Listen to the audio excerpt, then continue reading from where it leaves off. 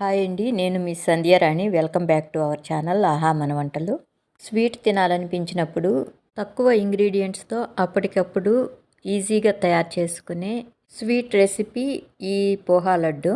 అదేనండి అటుకుల లడ్డు. ఇంకా ఆలస్యం చేయకుండా ప్రాసెస్లోకి వెళ్ళిపోదాం. ఈ రెసిపీ కోసం 1 కప్పు తురిమిన ఎండు కొబ్బరిలో ఉన్న హెల్తీ ఫ్యాట్స్ చెడు కొలెస్ట్రాల్ను తగ్గించి మెదడు పనితీరును మెరుగుపరుస్తుంది. గుండె, జుట్టు, చర్మం ఆరోగ్యంగా ఉంచడానికి సహాయపడుతుంది. మళ్ళీ 1 కప్పు గట్టి అటుకులు, 1/2 కప్పు కన్నా కొంచెం ఎక్కువ బెల్లం, ఒక 5-6 యాలకులు. ఈ ఖాళీగా ఉన్న కప్పులోకి 12 in 1 power breakfast fruits, nuts, సీడ్స్ని కప్పులోకి తీసుకుంటున్నాను. ఇది పూర్తిగా ఆప్షనల్ అండి. ఈ ప్లేస్లో మీరు బాదం పప్పు, జీడిపప్పు, కిస్మిస్ని వేయించి లాస్ట్లో లడ్డు మిశ్రమంలో కలుపుకొని ఉండలు చుట్టుకోవచ్చు.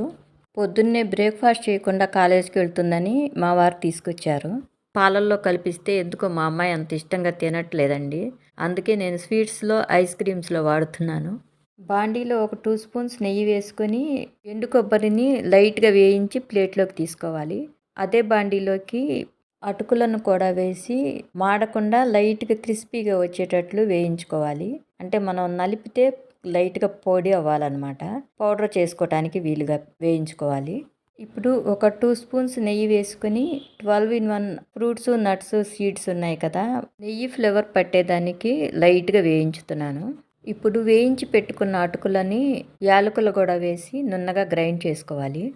ఇప్పుడు ఇదే బాండీలోకి బెల్లం వేసుకొని కొద్దిగా పాలను పోసి బెల్లం పూర్తిగా కరిగేటట్లు కలుపుకొని మనం వేయించి పెట్టుకున్న ఫ్రూట్స్, నట్స్, సీడ్స్ ఉన్నాయి కదా, వాటిని వేసుకొని ఒకసారి కలుపుకోవాలి. మీకు క్రిస్పీగా ఇష్టం లేనట్లయితే ఈ నట్స్ని పాలల్లో నానబెట్టి పాకంలో కలుపుకోవచ్చు.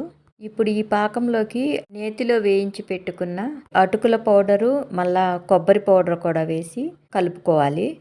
అటుకుల పౌడరు తడిని పీల్చేసి ఒకసారి గట్టిగా అవుతుంది. ఇంకొంచెం పాలను కూడా పోసి కలుపుతూ ఉంటే అటుకులు, కొబ్బరి మిశ్రమం చిక్కబడి లడ్డూలు చేసుకోవటానికి వీలుగా తయారవుతుంది.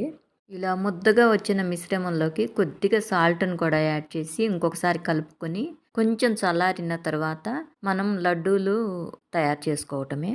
ఇంకొంచెం నెయ్యిని వేసుకొని కలుపుకున్నట్టయితే బాండీకి అంటుకోకుండా అలా కలుపుతున్నప్పుడు పూర్తిగా బాండీ నుంచి విడిపోతుందన్నమాట. ఐరన్, కాల్షియం ఎక్కువగా ఉన్న ఈ అటుకులు ఎముకల బలానికి, రక్తహీనతను దూరం చేయడానికి కూడా ఉపయోగపడతాయి. అందుకే ఇది పిల్లలకు మంచి బలవర్ధకమైన ఆహారం. హెల్దీ, టేస్టీ అటుకుల లడ్డు రెడీ అయిపోయిందండి.